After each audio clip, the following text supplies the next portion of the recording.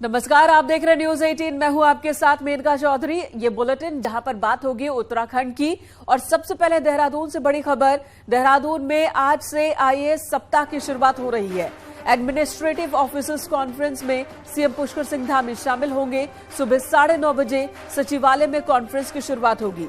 CM Pushkar Singh Dhami शुभारंभ करने वाले हैं और इस दौरान अधिकारियों के साथ चर्चा भी करेंगे। आपको बता दें, पिछले महीने मसूरी में चिंतन शिविर का आयोजन हुआ था, जिसमें राज्य के विकास को लेकर चर्चा की गई। वहीं आज से आईएएस वीक शुरू हो रहा है। सुबह 9:30 बजे प्रोग्राम की शुरुआत होगी। सचिवालय में प्रोग्राम की शुरुआत होगी और सीएम पुष्कर सिंह धामी इस कार्यक्रम में मौजूद होंगे। सचिवालय में होगी ऑफिसर्स कॉन्फ्रेंस, जिसकी शुरुआत सीएम पुष्कर सिंह धामी ही करेंगे। दीपांकर भट्ट हमारे सहयोगी इस वक्त हमारे साथ जुड़ चुके हैं। दीपांकर, एक हफ्ते का ये बहुत ही अहम कार्यक्रम है एडमिनिस्ट्रेटिव ऑफिसर्स के लिए कॉन्फ्रेंस। इस दौरान किस तरह की बातचीत होगी? क्या सरकार और आईएएस एसोसिएशन के बीच समन्वय की बात होगी, अधिकारियों के बीच, या फिर कोई और मुद्दा है? एसोसिएशन की जो समस्याएं हैं उन पर चर्चा विमर्श क्या होना है?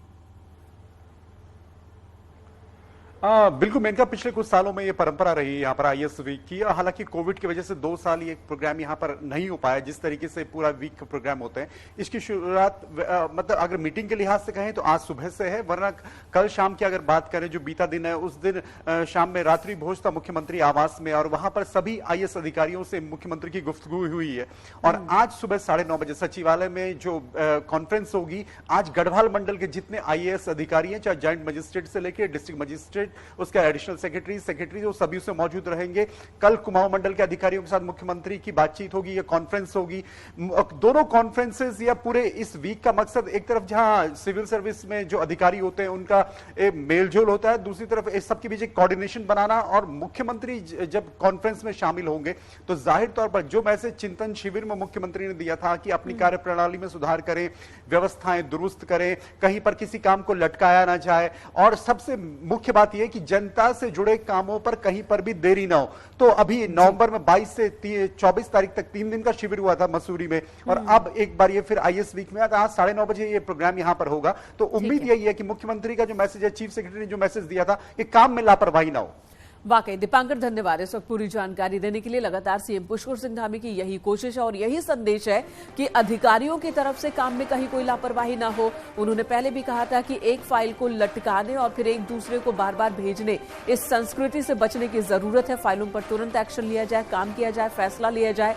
ये संदेश पहले भी सीएम धामी ने दिया था, और आज जब फिर इस कार्यक्रम की शुरुआत हो रही है हफ्ते भर की, तो इस दौरान भी हमारी निगाहें बनी रहेगी कि क्या निर्देश, किस समन्वय की बात होगी सरकार और अधिकारियों के बीच, और अधिकारियों की ओर से भी कोई अपनी बात रखी जाएगी क्या, तो उन बातों पर किस तरह के विचार विमर्श होंगे, न्यूज 18 आपको बताता रहेगा। इधर उत्तराखंड विधानसभा से बर्खास्त कर्मचारियों को सुप्रीम कोर्ट से बड़ा झटका लगा। सुप्रीम कोर्ट ने बर्खास्त कर्मचारियों की याचिका को खारिज कर दिया। हालांकि इस दौरान बर्खास्त कर्मचारियों ने अपनी याचिका वापस लेने की भी मांग की, जिसे कोर्ट ने मान लिया। सरकार ने 228 कर्मचारियों को बर्खास्त किया था और बाद में हाईकोर्ट की डबल बेंच ने भी सरकार के फैसले को सही ठहराया था, जिसके बाद कुछ कर्मचारी सुप्रीम कोर्ट पहुंचे और सुप्रीम कोर्ट में हाईकोर्ट के फैसले को चुनौती दी गई। लेकिन सुप्रीम कोर्ट ने भी कर्मचारियों को झटका दिया और बर्खास्तगी के फैसले को सही बताया। कर्मचारियों की याचिका को खारिज कर दिया गया। इधर सीएम धामी ने सुप्रीम कोर्ट के फैसले का स्वागत किया है और साथ ही स्पीकर रितु खंडूरी ने इसे उत्तराखंड के युवाओं की जीत बताया और इसके लिए सुप्रीम कोर्ट का धन्यवाद दिया है। जब पिटीशन डिसमिस हुई, उसके बाद जो पिटिशनर्स थे, उनके वकील ने ये बात कही कि वो उस पिटीशन को विड्रॉ करना चाहते हैं, जिसकी परमिशन डबल बेंच ने उन्हें दी।